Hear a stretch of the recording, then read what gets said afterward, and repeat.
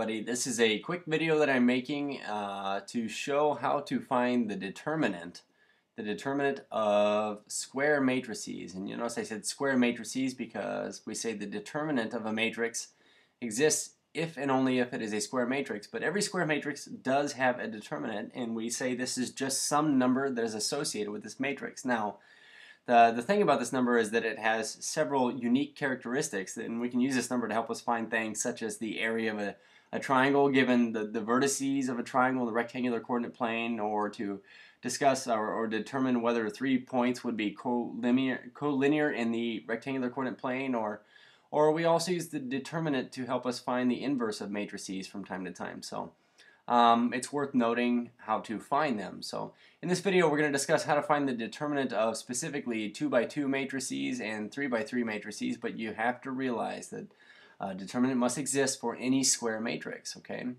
so you notice I've listed 3 matrices over here on the left, and we're going to be finding the determinant of these, but what these all have in common, of course, is that they're all 2x2s. So we're going to start with a very, very simple definition of how to find the determinant of a 2x2 matrix, okay? So you'll notice over here on the right here, I've written a matrix M, and we'll define its entries as being A, B, and C, D respectively for rows 1 and 2. But let's start with some notation and some grammar. When we talk about the determinant of a matrix M, we write that inside what you might recognize are absolute value bars, okay? Now in this instance, we're not discussing anything having to do with absolute value or distance from 0, nor are we discussing anything that has to do with magnitude. If you were discussing vectors, of course, we would use this notation for magnitude of the vector, but in this instance, we mean the determinant of this square vector, okay, or this square matrix, excuse me. So in order to find the determinant of M, we can actually also write this as absolute value bars, and we can write the individual entries here, A, B, C, D. And this would also mean the determinant of M.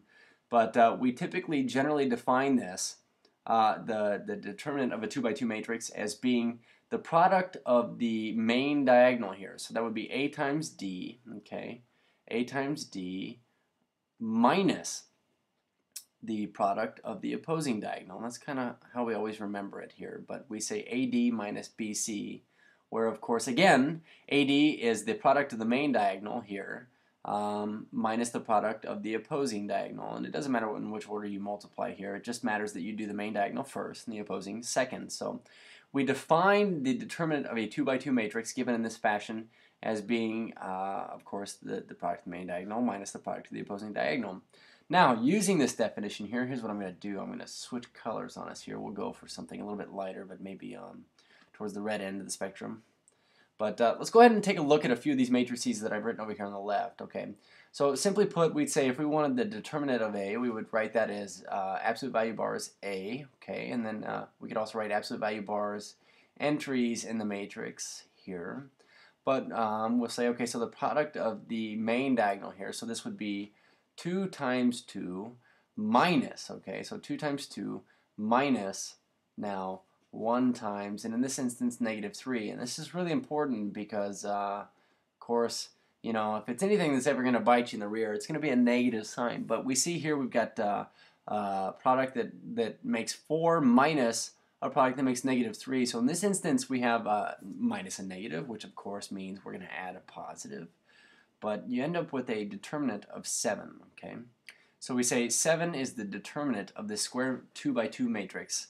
And this is a unique number associated with this matrix here. So let's go ahead and take a look at this matrix B now, okay? B is fundamentally different, and of course I need to point out here because this looks kind of like a 9, but this is a 4 right here. But you're going to see something interesting happen with this matrix B, okay? And the fact of the matter is this: since it's a 2x2, we can use this generalization that we have defined over here, but we're going to say the product of the main diagonal. So now we have 2 times 2, pardon me, in this instance, minus 4 times 1. Now you're going to notice already that this provides an interesting solution here, but now you've got 4 minus 4, which provides us with a determinant of 0. Now this is a special case worth noting, but we say any matrix that has a determinant of 0, okay, is referred to as a singular matrix. And you know, something really important to note about a singular matrix is that given a matrix, say in this instance B, If it is singular, then an inverse, we write B inverse, cannot exist. So any matrix that is singular or has a determinant of 0, its inverse cannot exist, okay, which is actually something that I discussed in our previous video. So this also has implications when we talk about if points in the rectangular coordinate system are collinear, then they'll have a determinant of 0, which I'll discuss in a further video. So let's go ahead and make our way down to matrix C here. Okay, now matrix C, you notice on the main diagonal, it's actually convenient, but since it's a 2 by 2, we can use this generalization. But we say 0 times 4, or we'll find out it's just 0, minus 2 times 3 halves. Of course, 2 is the same thing as 2 wholes, but the fact of the matter is this 2 here and this 2 here will cancel and become 1.